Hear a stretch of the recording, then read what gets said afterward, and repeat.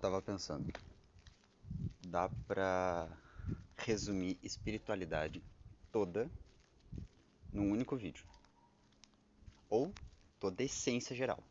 Por quê?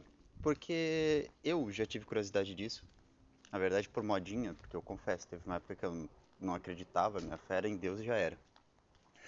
Só que eu comecei a perceber que as coisas faziam sentido. Digamos, chakras, signos, e saindo um pouco do supérfluo, foi um pouco adentro da cabala, um pouco mais até saindo um pouco da ideia de espiritualidade, se for pegar conceitos de psicologia, conceitos de biologia, conceitos de química, de física, ciência espacial, e eu não estou falando de lá uma formação na faculdade. Eu estou falando de matemática também ajuda. Se for pegar só conceitos da que a gente estuda na escola, no ensino médio, no ensino básico, já dá para meio que caber não só a espiritualidade, se a gente for pegar. Tá, matemática eu confesso que não, matemática é mais complexo. Mas dá para fazer uma palhinha da compreensão básica de praticamente todos eles. Começando, o conceito ele é bem simples. Imagina um círculo, um centro. Uma bolinha de gude, um planeta, uma estrela, não importa. É um círculo, ou melhor, é uma esfera, né? O círculo ele é 2D. Imagina uma esfera, tem um centro, um ovo é um bom exemplo. Tem a gema no meio, tem o meio termo e tem a casca. A célula é a mesma coisa, o ovo é a mesma coisa, a estrela é a mesma coisa, o planeta é a mesma coisa. Só muda a dimensão, o tamanho, certo? O planeta ele tem uma coisa muito engraçada na rotação, que é mais ou menos assim. Ele não gira de forma aleatória. Digamos, ele não gira assim, ele gira assim. Quer dizer, ele gira certinho. Só que, quando ele gira em torno do Sol, é como se ele tivesse sido jogado, certo? É uma força cinética. Então ele não vai lá, ele não anda retinho. É como se ele fosse uma saia de mulher, ele tem uma trepidação. Ele tem um movimento de. Ele serpenteia ao redor.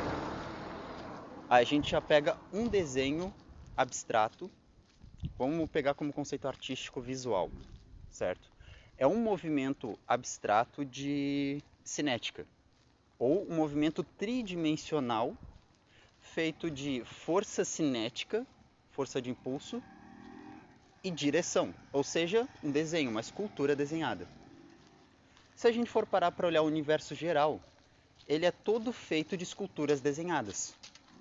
Quando a gente pega na espiritualidade lá o conceito dos 7 corpos, o conceito do corpo mental superior, abaixo dele tem o corpo mental inferior, depois vem o corpo astral.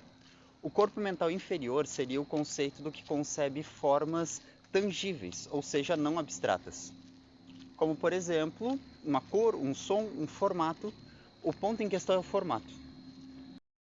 Por quê? Porque é o meio. É justamente onde fica o coração.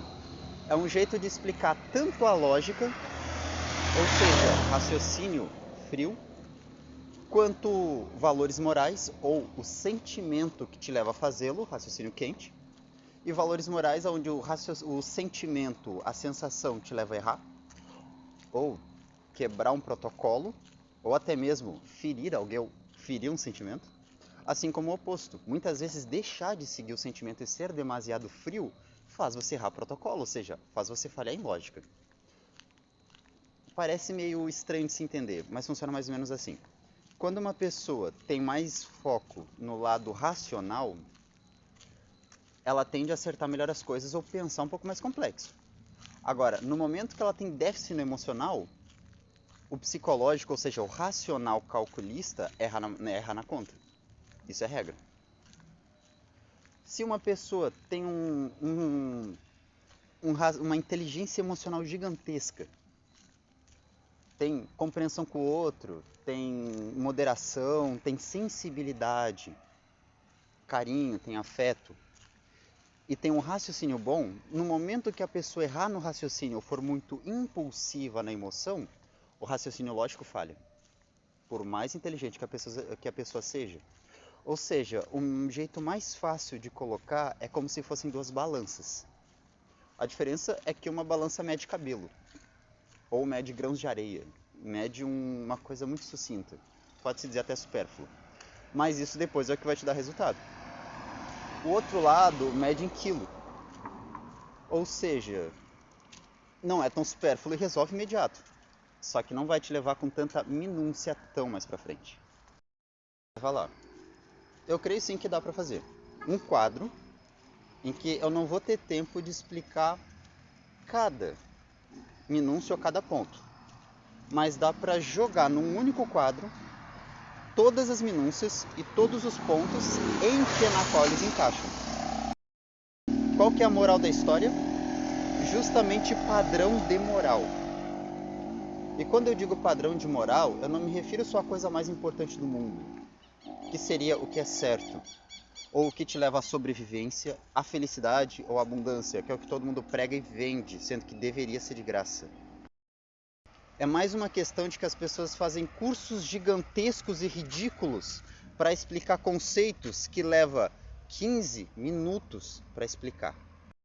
Pior, no meio desses conceitos, as pessoas colocam um pouquinho de si e nisso deturpam a veracidade óbvia e estrutural das coisas, na qual, irrefutavelmente, a própria matéria, a própria cor, o próprio som dita um padrão de moral certo, que encaixa tanto com a Bíblia quanto com a legislação, tanto com o Corão quanto com a cultura Vedanta, dos indianos, não interessa. Desde o asiático até o ocidental. A questão é que tudo que o ser humano, em uma história gigantesca de existência, criou e computou como certo e errado, como funcional e não funcional, como machucar ou preservar, embora tenha tido muita falha da parte de cada cultura, um pregava o assassinato, o outro era violento, o outro era muito morno, muito parado, não produzia. Por mais que cada povo tenha tido alguma falha no seu desenvolver de um padrão de moral, todas elas tinham, na sua grande maioria, um desejo de sobrevivência e bem-estar para com cada um. Ou seja, de uma coerência bem simples, com 5 palavrinhas, dá para colocar todos os pontos, tanto existenciais quanto de padrão de moral. É um raciocínio tão tosco que um pré-adolescente de 12 anos pode entender. Vamos começar. Voltando ao raciocínio, eu vou começar de um aspecto visual e cromático. Sonoro eu ainda não tenho como expressar, certo? Então vamos começar com visual e sonoro, visual e cromático, ou seja, cor e desenho. Se a gente for pegar desenhos ou formas geométricas básicas, triângulo, o círculo, o quadrado. E, bom, se a gente for pegar notas musicais, dó, ré, mi, fá, as notas principais, os principais acordes, e aí que a coisa muda de figura, o dó, o ré, o mi, o fá, e a gente for pegar, não precisa nem pegar a escala, só pegar o acorde já vai dar para entender. Embora, de novo, eu não vou trabalhar com sonoridade nesse vídeo. E a gente for pegar cores, cromática, o vermelho, amarelo, verde, enfim, dá para se ter uma ideia geral de estrutura, certo?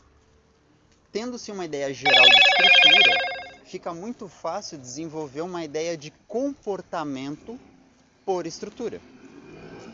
Para ser tão fácil a ponto de uma criança de 12 anos entender,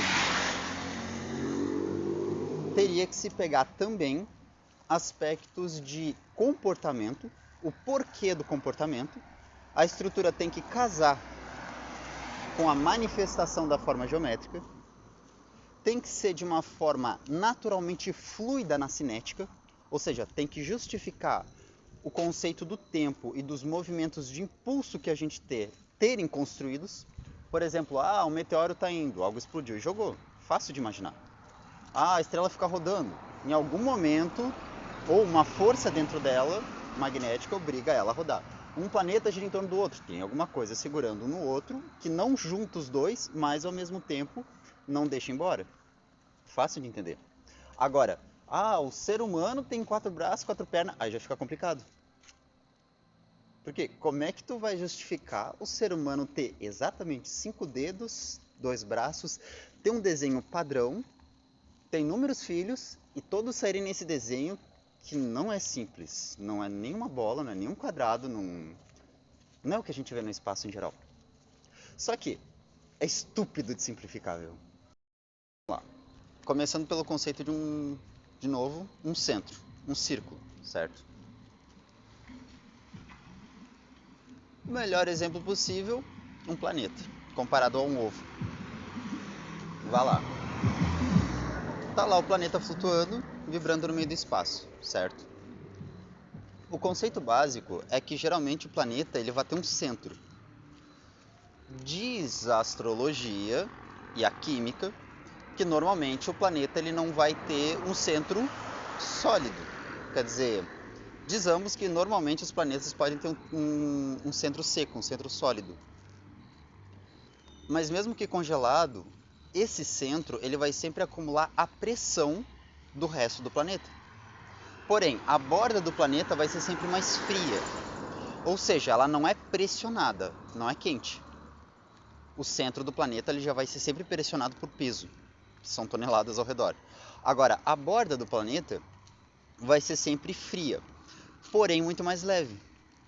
Ou seja, ela é sempre mais frágil, é sempre uma casca, é sempre mais simplório.